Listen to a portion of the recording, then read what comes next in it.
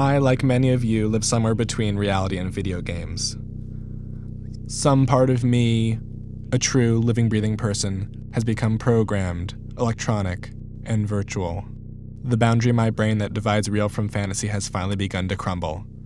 I'm a video game addict, and this is my story.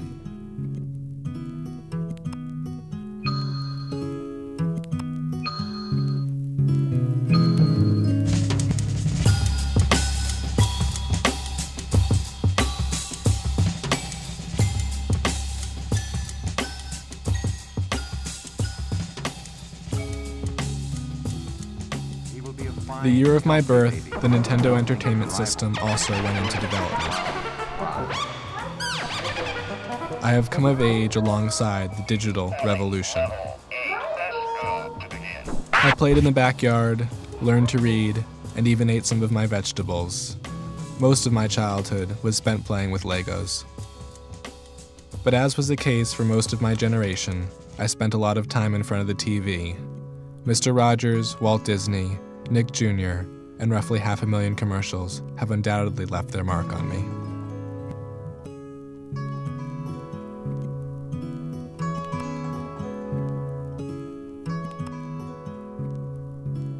When my parents bought my sister and I our first Nintendo, whatever inherent addictive quality this early interactive electronic entertainment possessed quickly took hold of me.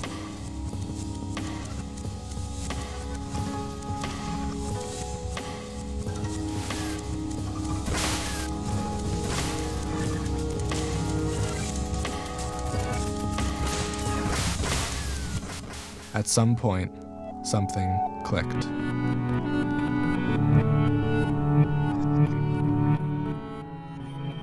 With the combination of simple interactive stories and the warmth of the TV set, my simple 16-bit Nintendo became more than just an escape. It became an alternate existence, my virtual reality.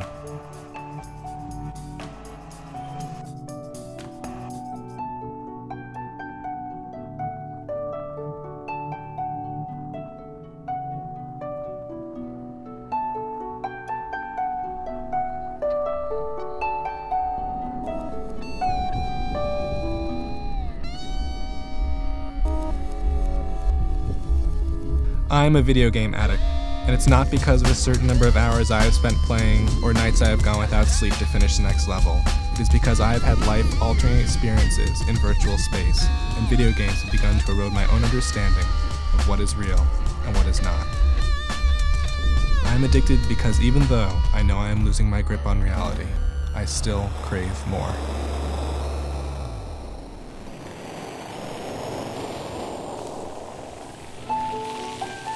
From an early age, I learned to invest myself emotionally in what unfolded before me on screen. Today, after 20 years of watching TV geared to make me emotional, even a decent insurance commercial can bring tears to my eyes.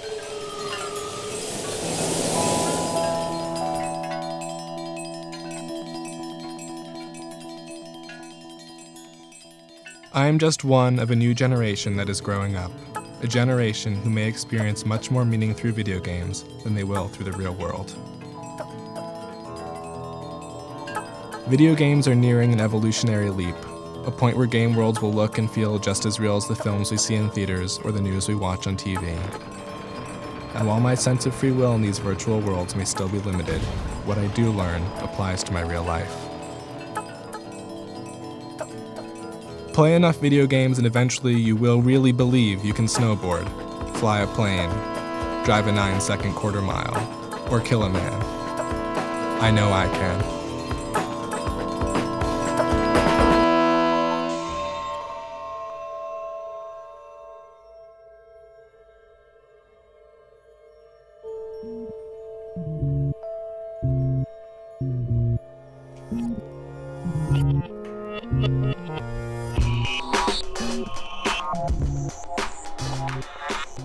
I believe what defines our reality as we know it isn't what we see and hear and touch, but the emotions and feelings those sensory perceptions render in us. Without this cause and effect, we would be unable to function. The TV we watch is only 500 lines, 32 bits of color, 345,000 dots of light flashing at us 30 times per second. But this is all I've come to expect, and this is all I need to believe that on some level, it's real.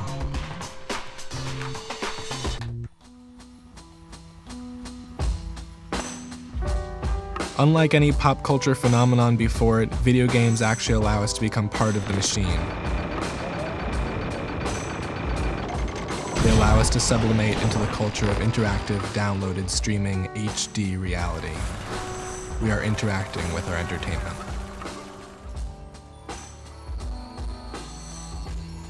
Perhaps, and truly now, for the first time in our media's history, we are really watching ourselves.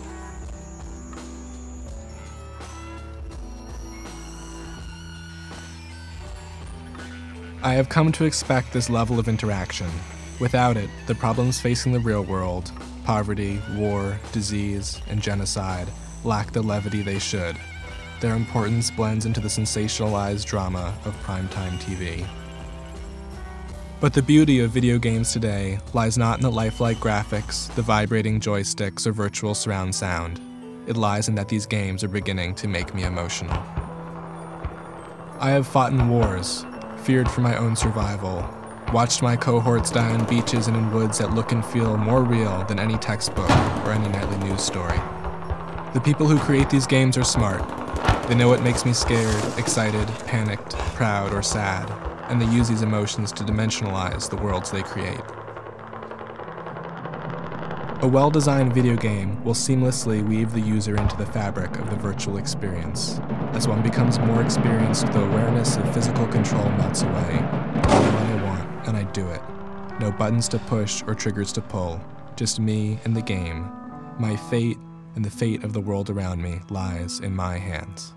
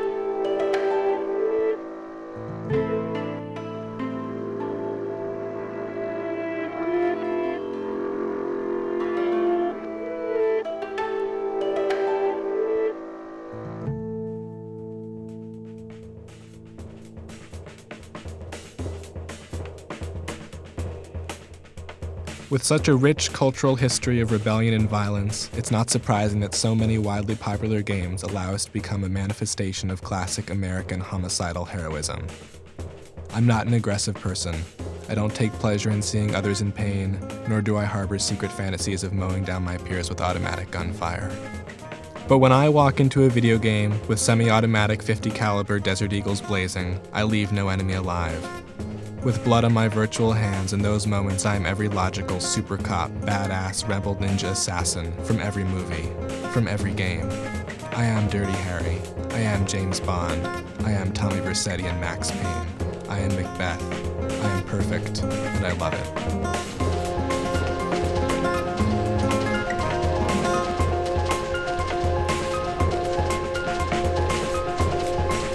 Most traditional violent video games offer the user little or no alternative to blasting everything that moves. However, a new breed of games has emerged, games in which players can make their own decisions and negotiate the consequences.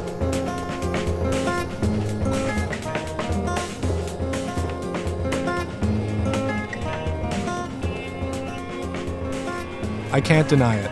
In Grand Theft Auto, if you choose to, you can set innocent bystanders on fire, you can decapitate minorities and beat prostitutes to death, steal cop cars and crash planes into buildings.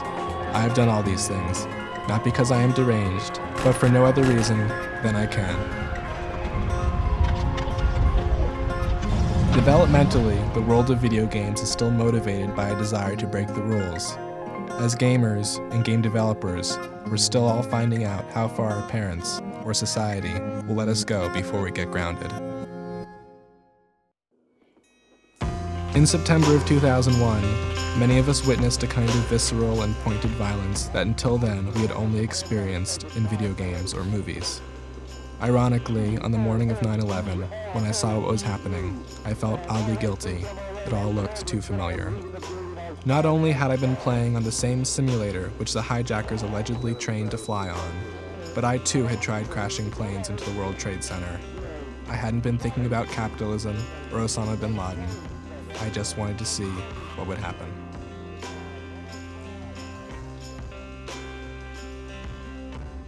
The Sims is basically the game of life.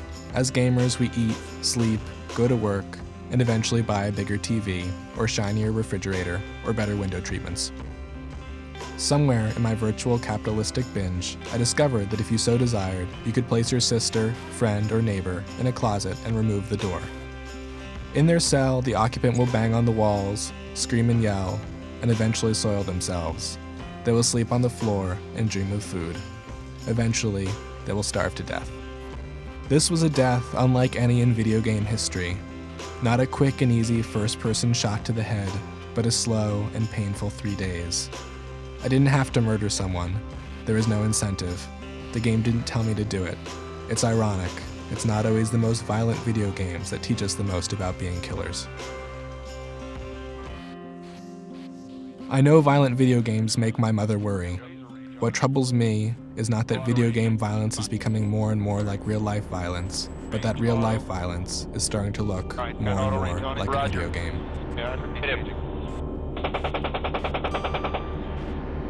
Good.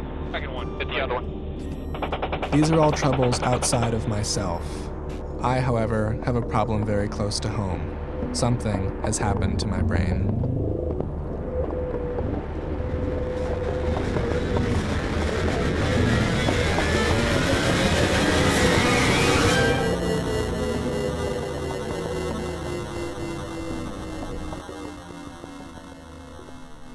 Perhaps there is a single part of our brain that holds all of our gut instincts, the things we know to do before we even think.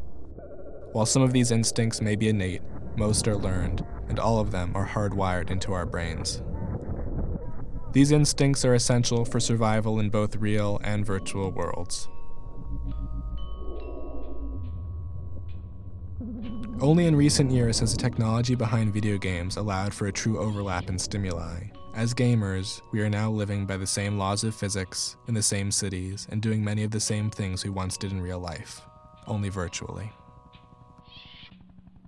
In one game, in a total of over a month of combined playing hours, I've shot down thousands of police helicopters out of city skies. Now, while the visual stimuli related to the event may not be very visceral, the the sound of the approaching police helicopter is extremely real. I've been trained through tremendous repetition to look, aim, and shoot, for I have to shoot the helicopter before it shoots me. It's a matter of pure survival. What is bizarre is when I hear a helicopter or a police siren in real life, I can feel my heart race, a palpable panic response. And sometimes I find myself looking for cover. I don't believe if I was carrying a bazooka, I would go so far as to fire on the helicopter, and I don't feel more angry or violent from my training, but the hardwired instinct to survive has overlapped into my real life. Consider this. My real-life car has about 25,000 miles on it. In all my driving games, I've driven a total of 31,459 miles. To some degree, I've learned how to drive from a game. The sensory cues are very similar. It's a funny feeling when you've spent more time doing something on the TV than you have in real life. When I am driving down a road at sunset, all I can think is, this is almost as beautiful as my games are, for my virtual worlds are perfect, more beautiful and rich than the real world around us. I'm not sure what the implications of my experience are.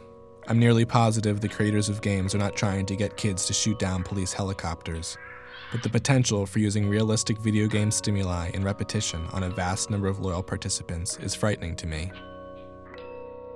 Today I believe Big Brother would find much more success brainwashing the masses with video games rather than just simply TVs.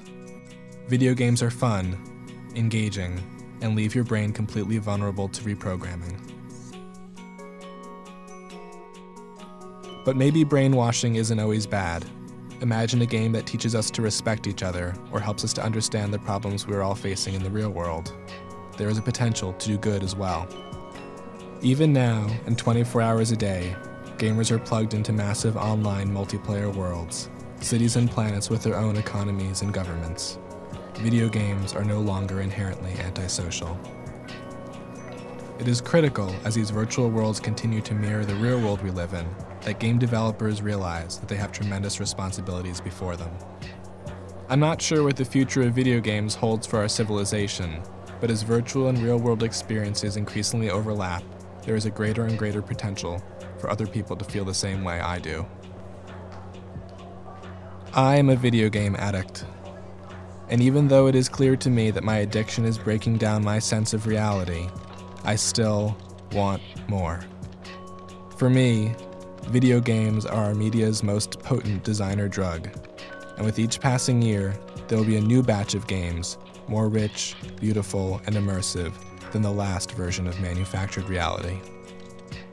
What I have only recently come to realize is that beyond the graphics, sound, gameplay, and emotion, it is the power to break down reality that is so fascinating and addictive to me. I know that I am losing my grip. Part of me is just waiting to let go. I know, though, that no matter how amazing video games may become, or how flat the real world may seem to us, that we must stay aware of what our games are teaching us, and how they leave us feeling when we finally do unplug.